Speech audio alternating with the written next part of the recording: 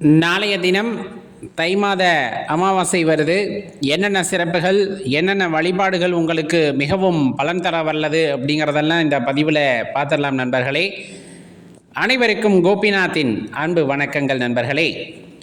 நாளைய தினம் அமாவாசை திதி அப்படிங்கிறது வருது. அது ஆரம்பிக்கிறது பார்த்திங்கன்னா இன்று இரவு பின்னிரவுன்னு சொல்லுவோம் இல்லையா, 1:19 மணித்துளிகளுக்கு ஆரம்பித்து 18ஆம் தேதி பின்னிரவு 2:31 வரையிலும் அந்த அமாவாசை திதி இருக்கிறது. ஞாபகம் வச்சுக்க. அப்போ அமாவாசை விரதம் இருப்பவர்கள் நாளை, அதாவது ஞாயிற்றுக்கிழமை காலையிலிருந்து விரதத்தை ஆரம்பிக்கலாம், தவறில்லை.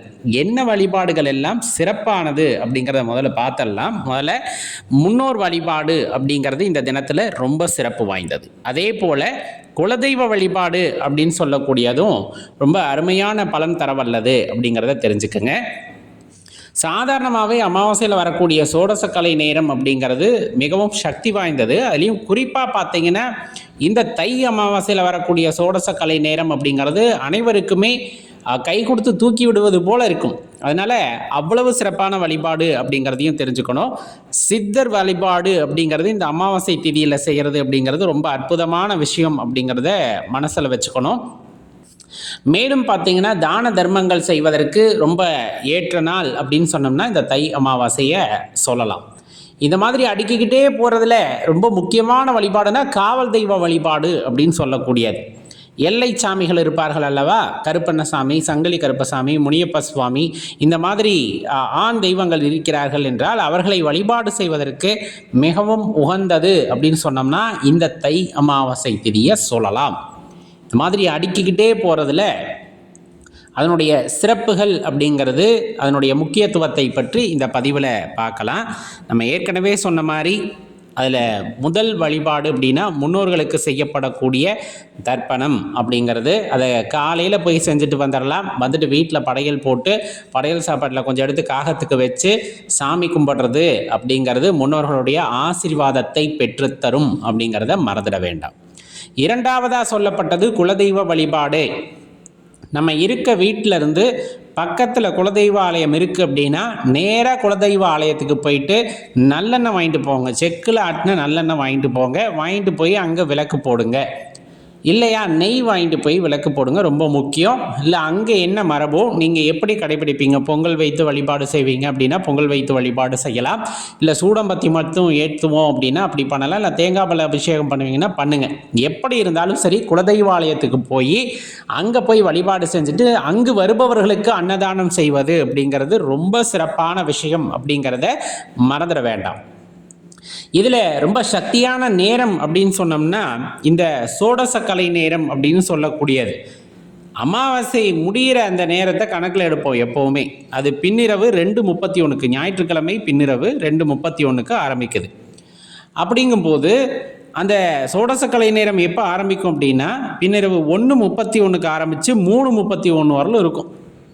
இது எப்படின்னா நம்ம திங்கக்கிழமை ரொம்ப அதிகாலை அப்படின்னு சொல்லுவோம்ல, அந்த நேரம் 1:31 3:31 அப்படின்னு சொல்லக்கூடிய அந்த பிரம்ம முகூர்த்த நேரத்தை தொட்டு வருகின்ற அந்த நேரத்தில் நம்ம முன்னோர் வழிபாடு அப்படிங்கிறத தாண்டி திருமூர்த்தி பகவானை வழிபடுறது. ஒரு விளக்கு ஏற்றி வச்சு நமக்கு என்ன தேவையோ, உண்மையாகவே நம்ம வாழ்க்கைக்கு இது இருந்தால் நல்லாயிருக்கும் அப்படின்னு தோணும் இல்லையா, அந்த நேரத்தில் நம்ம வழிபாடு செய்யும் போது கண்டிப்பாக ஒரு 5 வினாடிகள் அவருடைய கருணை பார்வை இந்த பூமியின் மீது விழுகும் போது, இந்த பிரபஞ்சத்தில் விழுகும் பொழுது நம்ம என்ன கேட்டோமோ அதற்கான வரத்தை அவர் தருவார் அப்படிங்கிறது சித்தர்கள் வாக்கு அப்படிங்கிறத மறந்துடாதீங்க. சாதாரணம் அல்ல. அதனால் நம்ம கேட்டது கிடைக்கும். தர்மத்திற்கு உட்பட்டு எதுவாயினும் கேட்பது சிறந்தது. அடுத்து பார்த்தா இந்த சித்தர் வழிபாடு. அமாவாசைக்கு முன்னொரு நாள் பின்னொரு நாள் அதுவுமே கணக்கு பொதுவாக அப்படின்னு பார்த்தா இன்னையிலேருந்தே நீங்கள் வழிபாடு செய்யலாம். சித்தர் ஆலயத்திற்கு நேராக போய் அங்கே தியானத்தில் அமருங்கள்.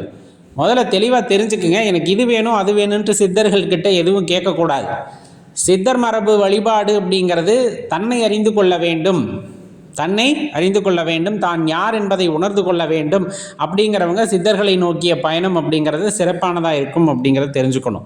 அப்படிப்பட்டவங்க இன்னைக்கு நாளைக்கு நாளை மறுநாள் 3 நாளுமே சித்தர் ஆலயங்களுக்கு சென்று, அதாவது அவர்கள் ஜீவ சமாதி இருக்கின்ற இடத்திற்கு சென்று அங்கு வழிபாடு செய்தல் அப்படிங்கிறது உத்தமம். அவர்களுடைய அருளை பூரணமாக பெற முடியும் அப்படிங்கிறத ஞாபகம் வச்சுக்கணும்.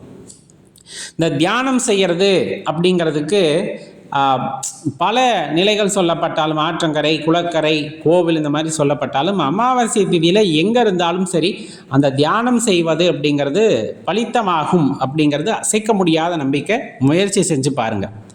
இதில் இன்னும் ஒரு குறிப்பிட்ட விஷயத்த சொல்லணுன்னா, இந்த அமாவாசை திதி அன்னைக்கு செவ்வாய் ஓரை பார்த்து நம்ம வாங்கிய கடனில் ஒரு பகுதியை நீங்கள் திருப்பி செலுத்துறீங்க அப்படிங்கும்போது கடன் விரைவாக அடையும் அப்படிங்கிறது ஒரு ஐதீகம். அதனால் அதை கூட நீங்கள் முயற்சி செய்து பார்க்கலாம்.